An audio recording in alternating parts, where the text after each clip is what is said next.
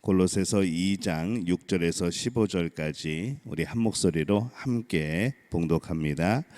그러므로 너희가 그리스도 예수를 주로 받았으니 그 안에서 행하되 그 안에 뿌리를 박으며 세움을 받아 교훈을 받은 대로 믿음에 굳게 서서 감사함을 넘치게 하라. 누가 철학과 헛된 속임수로 너희를 사로잡을까 주의하라. 이것은 사람의 전통과 세상의 초등학문을 따름이요 그리스도를 따름이 아니니라. 그 안에는 신성의 모든 충만이 육체로 거하시고 너희도 그 안에서 충만하여졌으니 그는 모든 통치자와 권세의 머리시라. 또 그 안에서 너희가 손으로 하지 아니한 할례를 받았으니 곧 육의 몸을 벗는 것이요 그리스도의 할례니라. 너희가 세례로 그리스도와 함께 장사되고 또 죽은 자들 가운데서 그를 일으키신 하나님의 역사를 믿음으로 말미암아 그 안에서 함께 일으키심을 받았느니라. 또 범죄와 육체의 무할례로 죽었던 너희를 하나님이 그와 함께 살리시고 우리의 모든 죄를 사하시고 우리를 거스르고 불리하게 하는 법조문으로 쓴 증서를 지우시고 제하여 버리사 십자가에 못 박으시고 통치자들과 권세들을 무력화하여 드러내어 구경거리로 삼으시고 십자가로 그들을 이기셨느니라. 아멘. 할렐루야. 하나님의 은혜가 오늘 이 새벽에 하루의 첫 시간을 주 앞에 드리는 우리 믿음의 가족들에게 함께 하시기를 예수님의 이름으로 축원합니다. 오늘 말씀은 우리를 구원하시는 것에 대한 내용을 담고 있습니다. 신앙은 예수 그리스도를 믿는 겁니다. 다른 것을 믿는 것이 아니고 예수 그리스도를 믿는 것. 그래서 예수 그리스도를 알고 또 예수 그리스도와 친밀한 관계를 맺는 것이 바로 또 우리 신앙생활의 모습이죠. 어떤 관계인가 하면은 우리 친밀함이라고 말하지만은 사실은 엄밀하게 따지면은 주종의 관계입니다.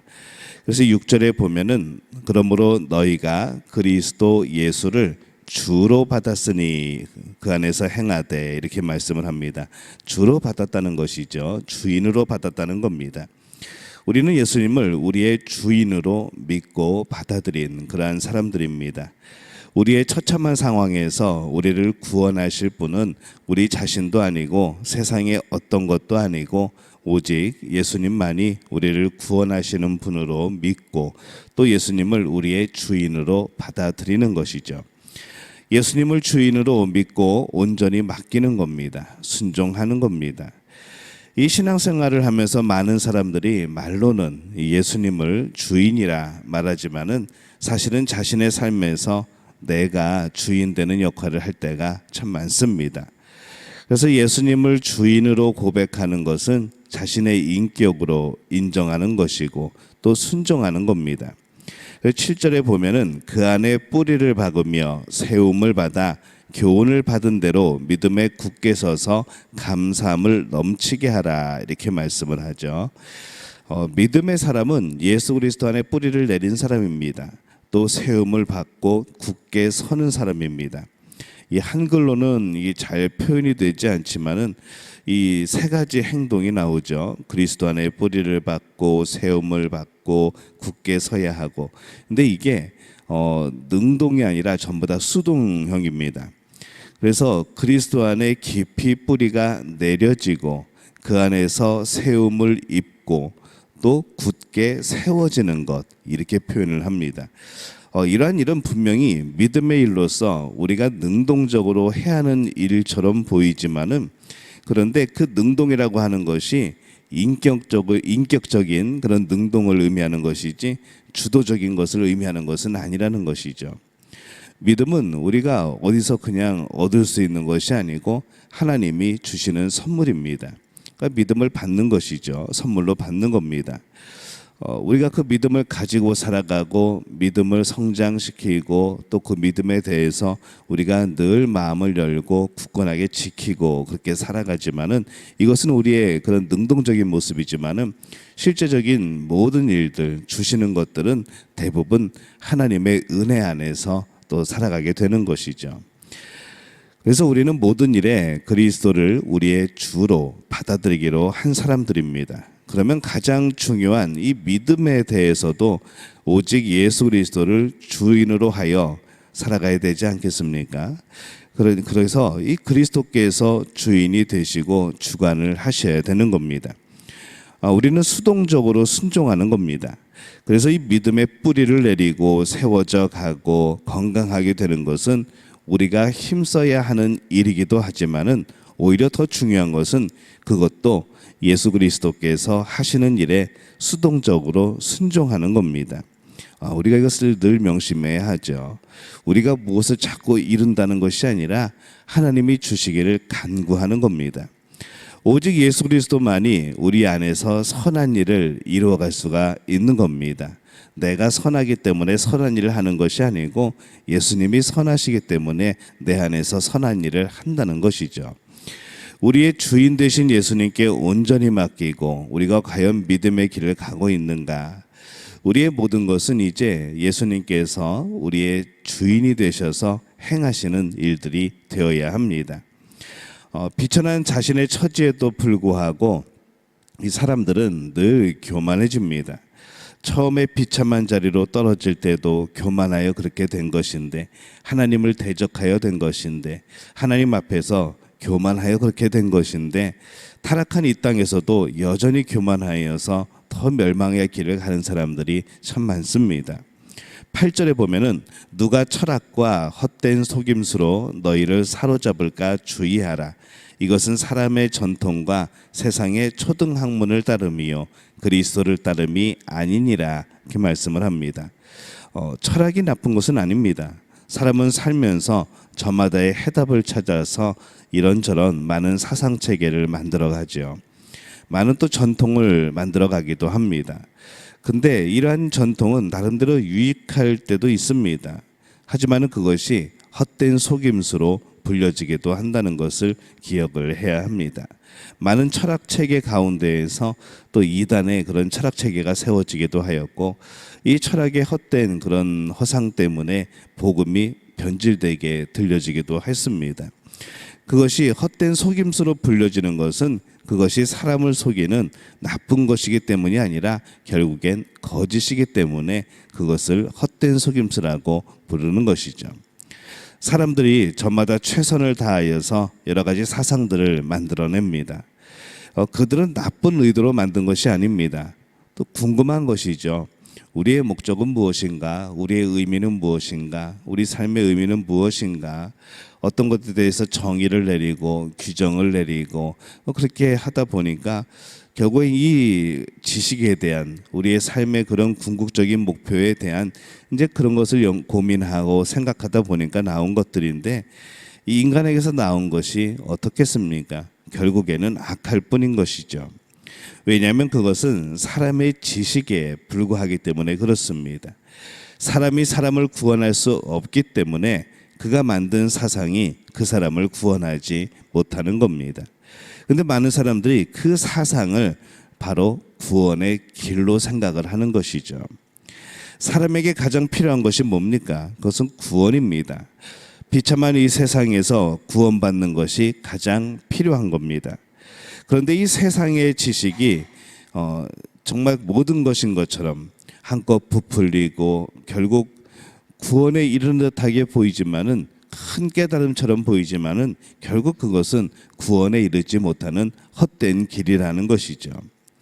그래서 그것에 매이지 않도록 우리는 늘 조심해야 합니다. 세상의 전통과 초등학문은 나름대로 우리가 이 땅을 살아가면서 필요하기도 합니다. 그러나 그것이 필요한 정도가 아니라 이 사람을 주관하게 되는 이유가 무엇인가? 우리가 생각해 보면은 그것은 사람들이 보편적으로 받아들일 수 없는, 예수님을 말하지 않고 우리가 이해할 수 있고 받아들일 수 있는 이 사람을 내세우기 때문에 그렇습니다. 우리는 사람을 받아들이는 것은 굉장히 쉬워합니다. 사람의 사상을 받아들이는 것은 뭐 그렇게 거부감이 없는 것이죠. 근데 여러분, 이 복음을 받아들이는 데 있어서, 예수님을 받아들이는 데 있어서는 그렇게 우리는 구별을 하고 거부를 하고 반대를 하고 방해를 합니다. 이 세상의 기본적인 학문들은 우리가 살아가는 기초적인 것들이 많습니다. 그런데 이 말씀의 조명을 받지 못한 이 세상의 학문은 하나님 나라로 우리를 이끄는 것이 아니라 사람을 최고로 세우고 결국 사람이 우상이 되어지는 그러한 나라로 이끈다는 것이죠. 그래서 이 사람들에게 자신이 인생의 주인 되는 것을 말을 합니다. 내가 주인이기 때문에 내 인생을 내가 해석하는 것이죠. 내가 주인이 되기 때문에 내 인생을 내가 책임지려고 하는 겁니다. 근데 우리 인간이 언제부터 자기 자신을 책임져 왔고 또 그것이 책임진다고 한들 책임이 지어졌습니까? 죄를 해결하지 못하고 영원한 생명을 해결하지 못하는 것이 인간들의 모습입니다. 그러나 복음은 우리에게 다른 것을 제공을 하죠. 이 죄의 문제를 해결하였고 이 죽음의 문제를 해결을 합니다. 그래서 이 자신을 구하는 자신이 아니라 나를 구하는 예수님을 바라보게 하는 겁니다. 철학이 자신을 구원하는 자신을 바라보게 한다면 이 복음은 바로 우리의 믿음은 나를 구원하는 예수님을 바라보게 하는 것이죠. 다른 누구를 자신의 주로 삼지 않고 오직 자기 자신이 자신의 인생의 주인으로 세워지는 것이기 때문에 교만할 수밖에 없는 겁니다. 또 매혹적인 아주 유혹적인 그러한 제안이기도 합니다. 근데 우리는 그것에 속지 말아야 됩니다. 사람은 자신을 구원하지 못합니다. 우리는 결코 자신을 구원할 수 없습니다. 더 나아가서 우리보다 더 못한 세상의 학문이 우리를 구원하지도 못하는 것이죠. 이 세상의 학문은 유익하지만 우리를 구원하지 못합니다. 선한 행동도 유익하지만 그것이 그 사람을 구원하지 못합니다. 우리는 우리 자신이 무엇을 한들 우리를 구원하는 존재가 아니라는 것을 우리는 기억을 해야 합니다. 자신이 내 자신을 구원하기 위하여 뛰어다니는 모습은 정말로 그것은 부지런한 게 아니고 그것은 지혜로운 것이 아니고 교만한 겁니다. 우리의 주인은 나 자신이 아니고 오직 예수 그리스도여야 합니다. 나는 나를 구원할 수 없고 오직 예수 그리스도만이 우리를 구원하실 수 있기 때문에 그렇습니다.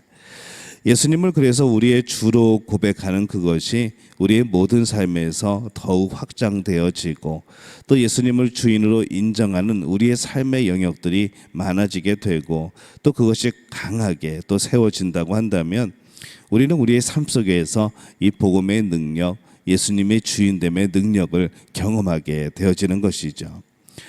예수님을 주인으로 믿는다고 하면서 이 실생활에서는 내가 주인 되어서 생활한다면 그것은 진정으로 예수님을 받아들인 모습이 아닐 겁니다. 예수님이 우리의 주인 되심을 우리의 실생활에서 훈련해야 되는 것이죠. 우리가 살아가면서 매 순간 주님의 주인 되심을 인정하고 살아가는 훈련이 우리에게 필요합니다. 또 그런 도전이 필요합니다.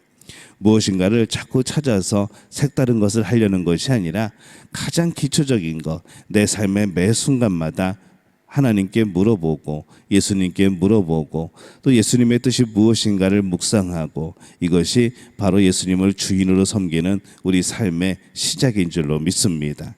거창한 삶이 아닌 바로 신실한 삶, 무엇인가 화려한 믿음이 아닌 진실한 믿음, 이것이 정말로 우리에게 필요한 그런 때가 아닌가 생각을 해봅니다.